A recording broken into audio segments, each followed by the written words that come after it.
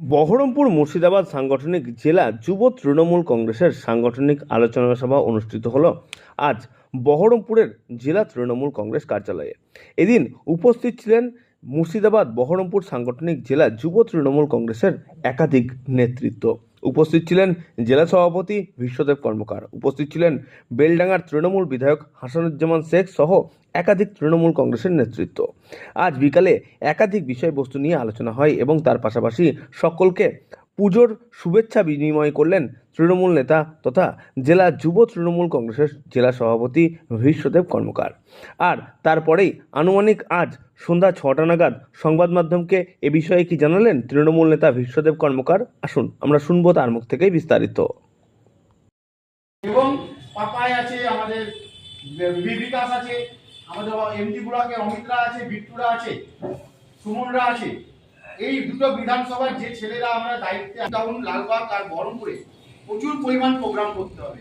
আমি টাউন সভাপতি প্রোগ্রামে ঢুকবো বিধানসভার পর। এই পুজোর পর থেকে আমরা পারি বিভিন্ন পুজো মণ্ডপে পুজোর দিন পুজো কমিটির সেক্রেটারি সভাপতির সঙ্গে যদি যুব সভাপতিরা আমরা যারা আছি 5 জন বা 10 জন মিলে গিয়ে তাদের পায়ে হাতে প্রণাম করে ঠাকুরকে প্রণাম করে তাদের মন্দিরে গিয়ে যদি আমরা কংগ্রেসকে এলাকায় প্রতিষ্ঠিত করবো। আমি বক্তব্য দীর্ঘায়িত করবো না, কারণ প্রত্যেককে ধন্যবাদ শুভেচ্ছা জানিয়ে এখানে চেয়ারম্যান সাহেব ছিলেন নিয়ামত সাহেব, প্রেসিডেন্ট ছিলেন অপূর্ব সরকার, হাসান ভাই আছেন, মাতিন সাহেবরা আছেন, নবনিযুক্ত ব্লক সভাপতি মাই ভাই আছেন, আমাদের হরিয়ারপাড়া ব্লক সভাপতি সহ প্রত্যেকটা ব্লক সভাপতি, টাউন সভাপতি এবং জেলা নেতৃত্বকে আমি পুনরায় ধন্যবাদ জানাচ্ছি এবং অগ্রিম শারদীয়ার প্রীতি শুভেচ্ছা জানাচ্ছি। আগামী দিন কিন্তু লড়াইয়ের ময়দানে যুব তৃণমূল কংগ্রেস বিজেপি সিপিএম কে বুঝে রাখার ক্ষমতা আছে। এটুকু বলতে পারি, যদি অন্যায় না থাকে বিজেপি সিপিএম কংগ্রেস কোনো রকম কোনো ব্লকে যদি ব্লক সভাপতির সাথে কোনো খারাপ ব্যবহার করে, মাদার নেতৃত্ব তো পাশে থাকবে। জেলা থেকেও আমরা কিন্তু কাউকে ছেড়ে কথা বলবো না, সে যত বড়ই বিরোধী দলের নেতা হোক বা সকলকে সাথে নিয়ে লড়াই।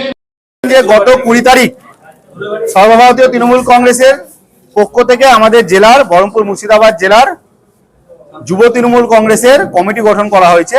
ব্লক সভাপতি, টাউন সভাপতি বা জেলা নেতৃত্ব, আমরা তাদেরকে ডেকেই আমাদের জেলার চেয়ারম্যান, জেলার প্রেসিডেন্ট অপূর্ব সরকার, নিয়ামত সাহেবরা থেকে এবং এমএলএরা থেকে তাদের সঙ্গে একটা আলোচনা হলো এবং নবনিযুক্ত সভাপতিদেরকে আমরা একটা সংবর্ধনা দেওয়ার ব্যবস্থা করেছিলাম সামান্য পুজোর আগে।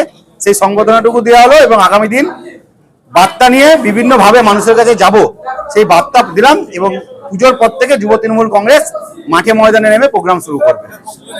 প্রত্যেকটা ব্লকের ব্লক সভাপতি, টাউন সভাপতি এবং জেলা কমিটির যতজন দল থেকে নির্বাচিত তারা প্রত্যেকে উপস্থিত ছিলেন। না, আজকে সেসব কিছু নয়, কারণ দুর্গাপুজোর সিজন চলছে।